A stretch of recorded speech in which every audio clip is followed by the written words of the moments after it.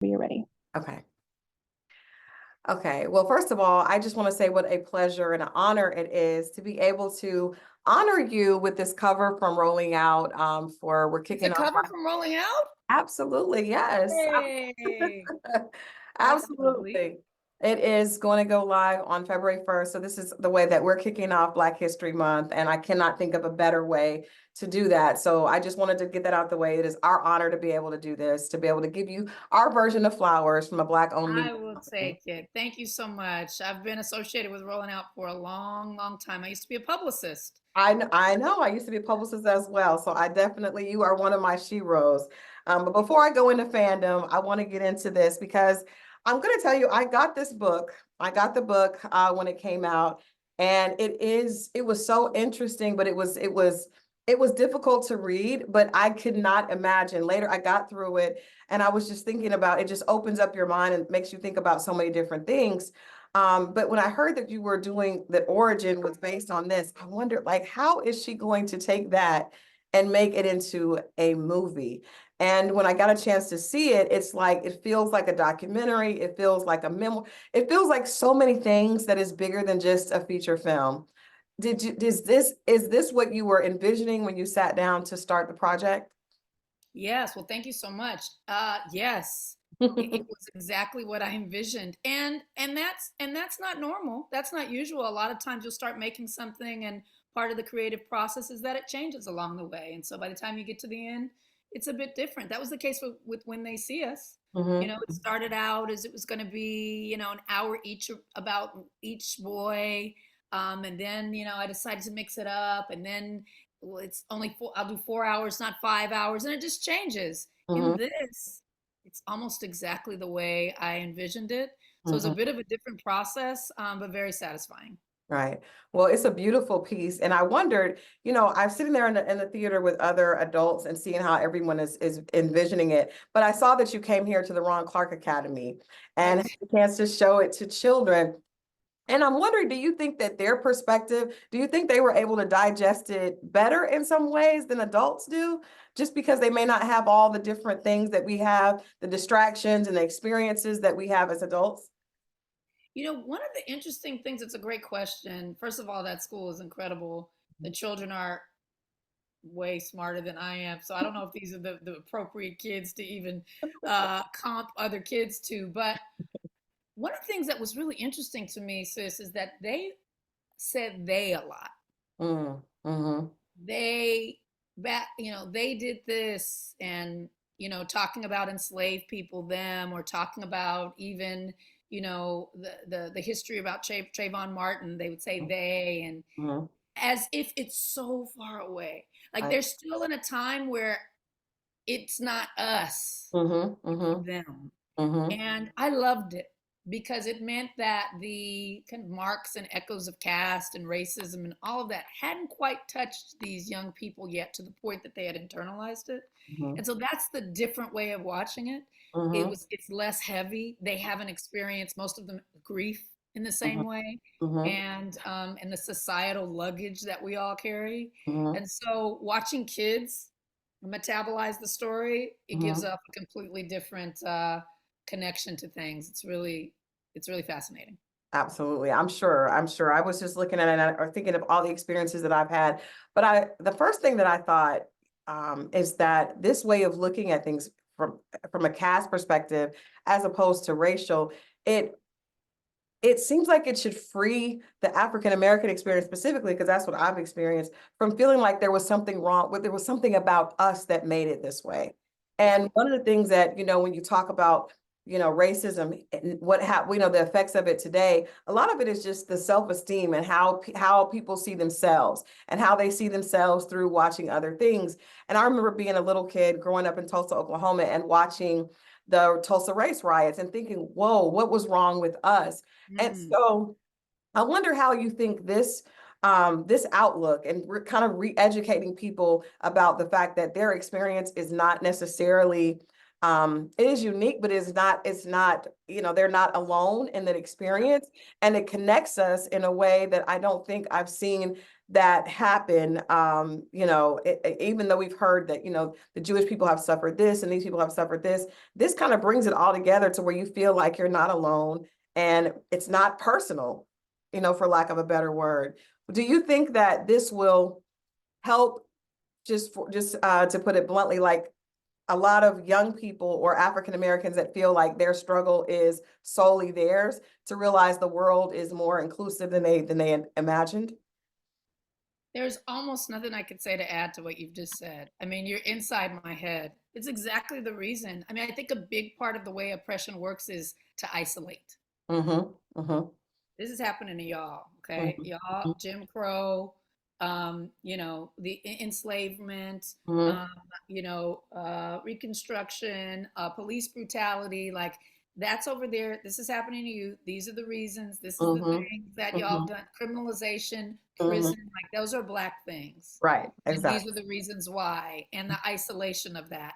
Just as it is for indigenous people. You're on this reservation over here, and this is you did this, and Mm-hmm. you fought back, but it didn't quite work, and alcohol and not enough resources, and we're going to steal your land and your resources, and just like Mm-hmm. education, and you Mm-hmm. all are over there. Right. You all are at the border. You can't do this. You're escaping. Like you stay over there, and by keeping everyone separate, you can't be strong together because everyone feels isolated in their oppressions. And I think caste doesn't replace race. Mm-hmm. In my Mm-hmm. interpretation of it, Mm-hmm. race sits on top of caste. Caste props up racism and sexism and homophobia and all that stuff. And so Mm-hmm. unless you can solve for it, unless you understand that it's a part of it, and Mm-hmm. we include that in our language of resistance and kind of radical movements, Mm-hmm. then there's a piece of it that we aren't quite getting to solve Right. or to fight against. And Mm-hmm. so I just think it's fascinating. It gives us a new fluency to be able to have these conversations. And I could say what I just said, or I could just say ditto to what you said. Well, yeah. I was just obviously moved by, I was really moved by it. I watched it again last night. One of the things that I wanted you to give your perspective on is I was just really fascinated with the fact that the Germans actually made a science out of how to destroy and break down the fabric of the Jewish people. And they knew that all of those things weren't true, but like that just is mind blowing to think that there would be a group of people a group of white men sitting at a table that would do that.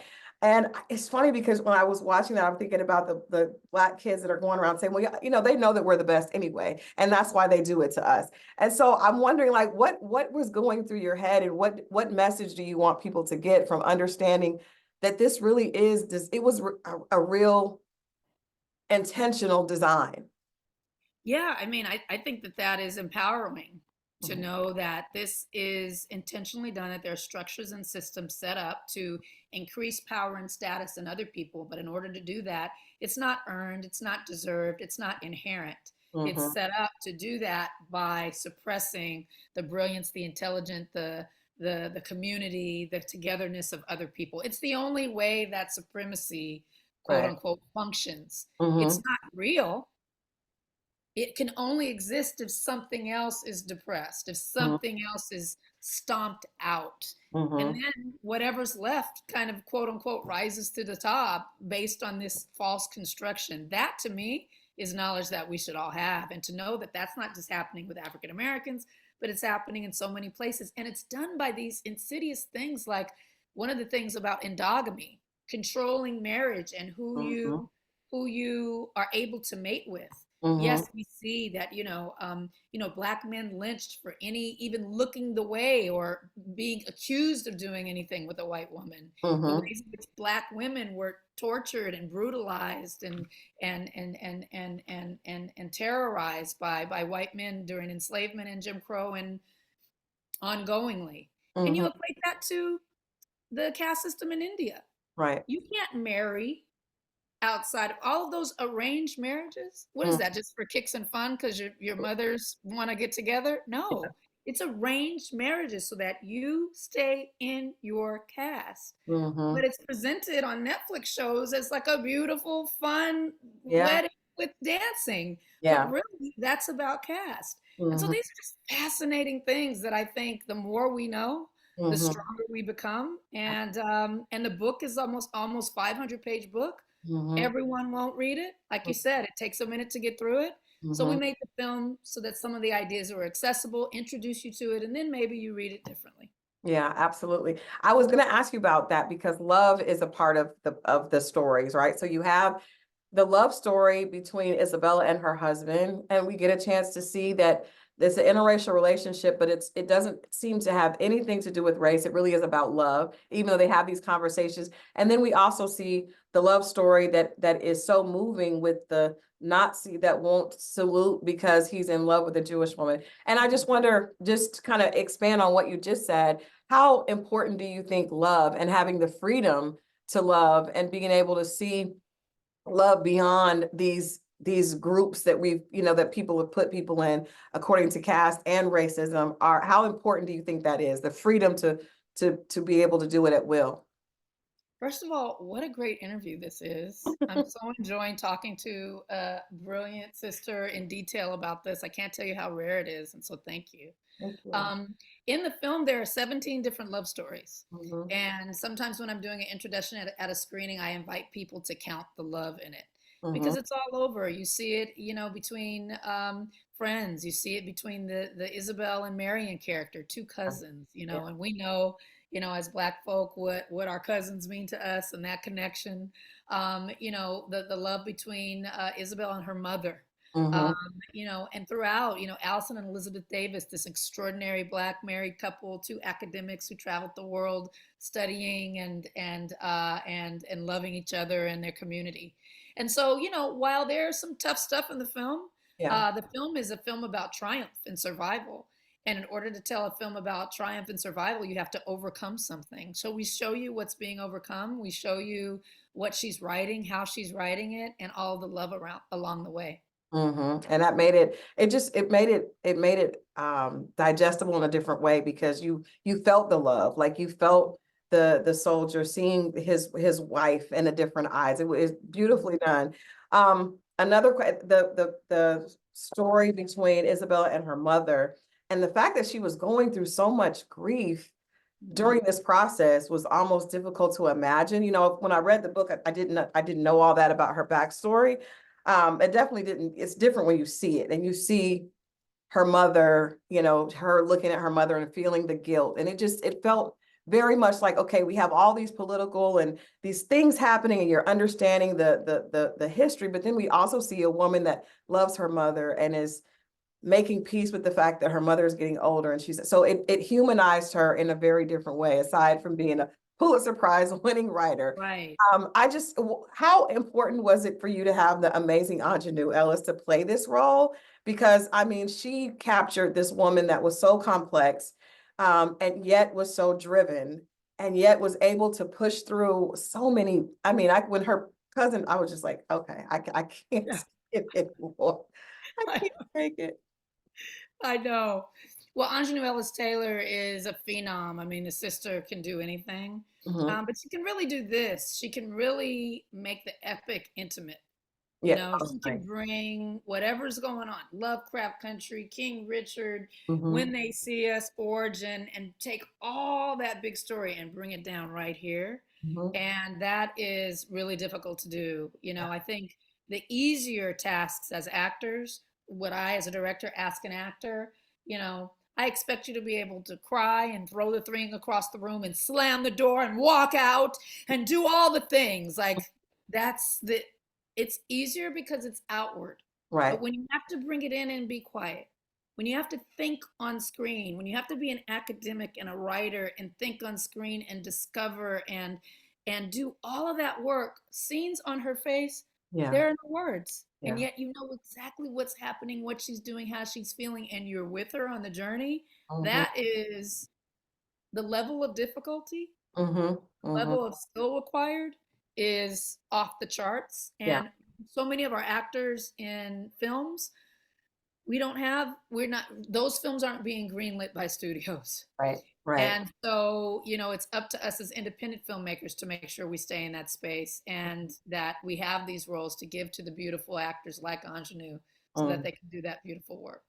Well, you did an amazing job as director as well. And so I want to ask you, did you learn anything? How did you stretch as a director and a writer from this piece? Because I mean, you are amazing. You've done so many amazing pieces that are challenging and force us to look at painful things from our past.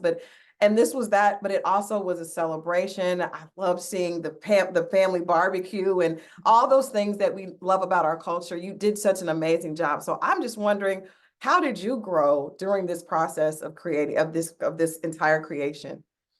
Thank you. That's a nice question. I mean, I think for me, the growth came in the fact that I felt so in pocket and I was able for maybe the first time in my career to say, I completely know how to do this.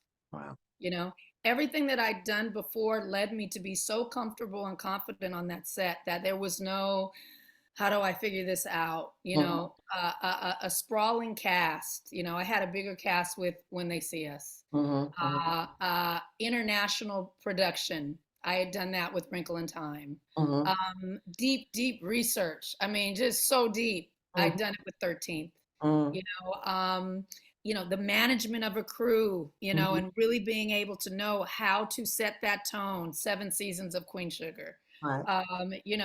Dealing with real historical pieces, estates, Right. shooting in the real places. Mm. Selma. Yeah. There was the romance, Middle of Nowhere, I Will Follow. So I got there like, let's go. And the learning lesson of that is, sometimes we feel imposter syndrome. Sometimes you tell yourself the story, well, I started making films when I was 32 and I didn't go to film school and I do my best. Mhm, That's mhm, what I used to say. Now mhm. I say, I just do it. Yes, And yes, it took all of that to get me to a place on this film where I put my shoulders back and was like, let's go. I know how to do this. And yeah, that was a lesson for me. that's awesome. And I've learned it and There I'm you go. excited.